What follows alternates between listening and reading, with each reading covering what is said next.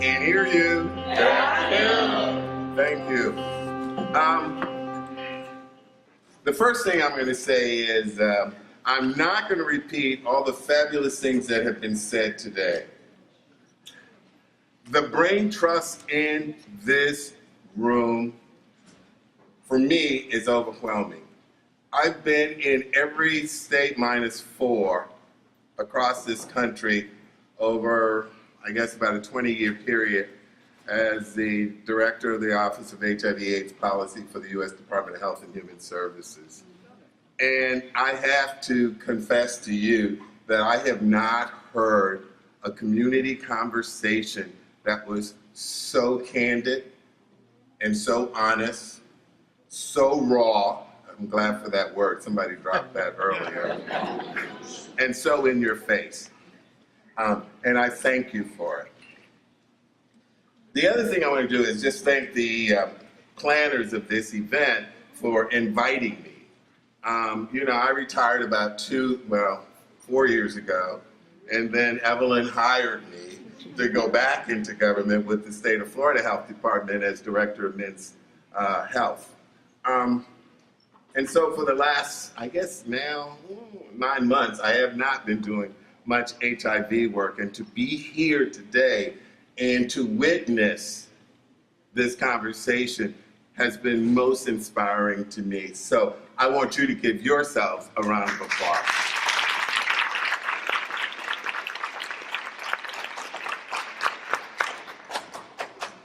Now, Evelyn's inferred that I was not conventional, and that's true. I'm very direct, and I like that, and that's why today was so empowering for me. What I won't do again is repeat all that has been said, but I do want to say a few things. Women, my sisters, mothers, aunts, cousins, nieces, grandmothers, and great-grands, I hold you in the highest regard. Thank you.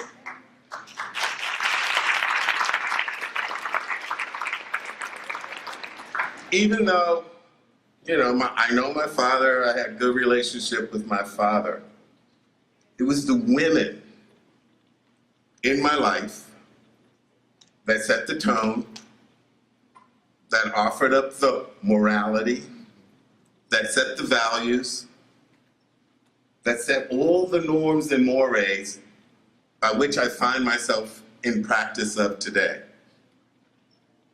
It was the women who took me to church.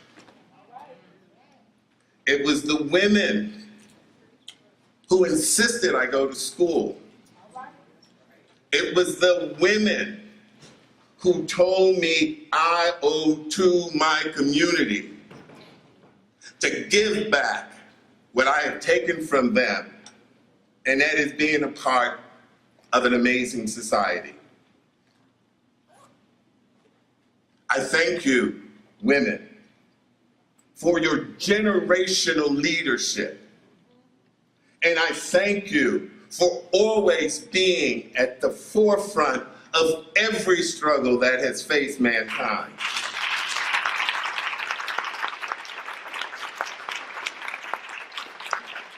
But sometimes, oh, sometimes,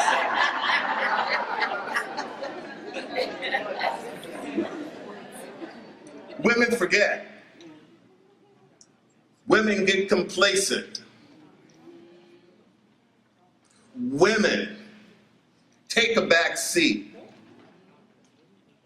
when they should be driving.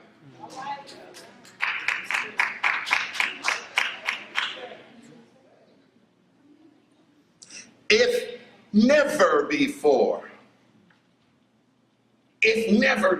you were needed, today you are needed. Today you are needed. And why I say that is we are in a place in history where our societies across the globe are in upheaval. It's little wars and little confrontations. It's mini and macro aggressions that take place and change us and twist us and make us uncomfortable and make us feel insecure. And much of this discourse is at the hands of men. Men who have made laws that govern the lives of women. When women fail to step up and take their rightful place next to the man. The politics of this nation and its health care should be on the tongues of every woman. For you are the creators of life. For you are the nurturers of life. And you most often are the vehicles of change.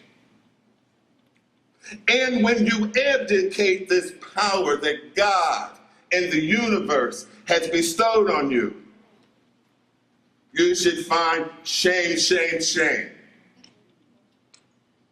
Because this is no longer a day when you can sit back. And it's not about the jobs that women get in Hollywood and the contracts they get in the music studios. It's not about the disrespect that men have shown women over the ages in workplaces, in religious places, and recreational places. And everywhere you turn in today's American society, you see more instances of disrespect of women. And when I hear the pushback in the voice, it is nowhere near the power of sound that I expect from women.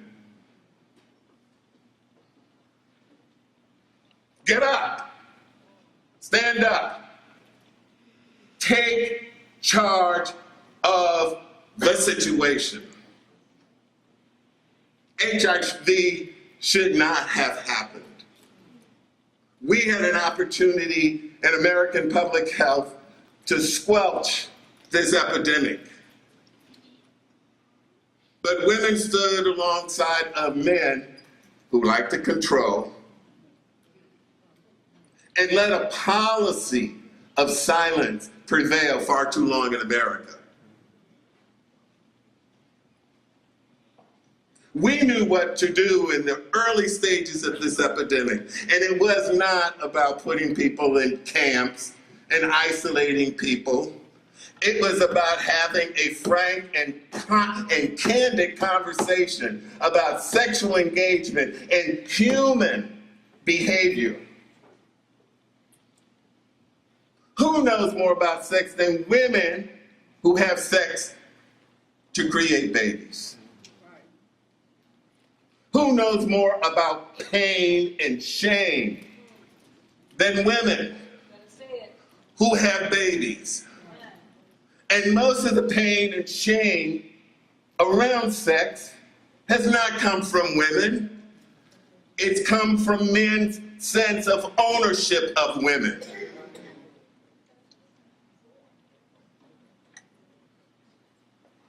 I will ask one thing of the women in this room,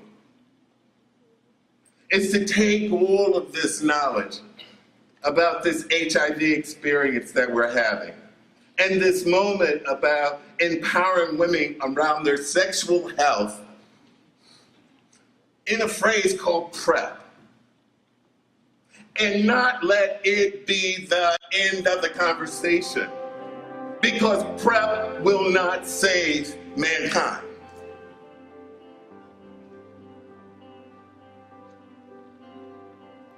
PrEP needs to be the vehicle to give a stronger voice to women, starting maybe with health care, but about the realities of all of our society and all the levels of intervention that women need to be, if not in the forefront, definitely on the front line. We can no longer be passive about things we can change. This is a powerful day today for me. It scared me. How could so many women be in Miami and this epidemic keep moving on? What is there that women don't know about themselves that keeps this epidemic moving forward? And I was disappointed that there was no talk about mental health today. And mental health is really at the core of a lot of our dysfunction in the society. And it doesn't mean that we're crazy, it just means that we don't have control of our senses. Amen. So, in closing, I will say this. You're amazing people. This has been an amazing day. But the work has not been done. It is only beginning again. And ladies, I will be watching you. I'm retired. And I drive up and down 95 and 75 and 29. I go up and down Biscayne Boulevard and Dixie Highway. And I will be looking for signs and symbols. And I will be looking for indicators that you're on the job. And it doesn't mean simply about HIV, that you're running for public office so that you could be a part of the change that we need. That you're taking the opportunities of education and molding young people and your peers and each other and one another about change. You have the power. I thank you for this opportunity to speak to you. I hope 1 ounce of what I have said has moved you, because I am praying for you and I will always be with you. Ashe.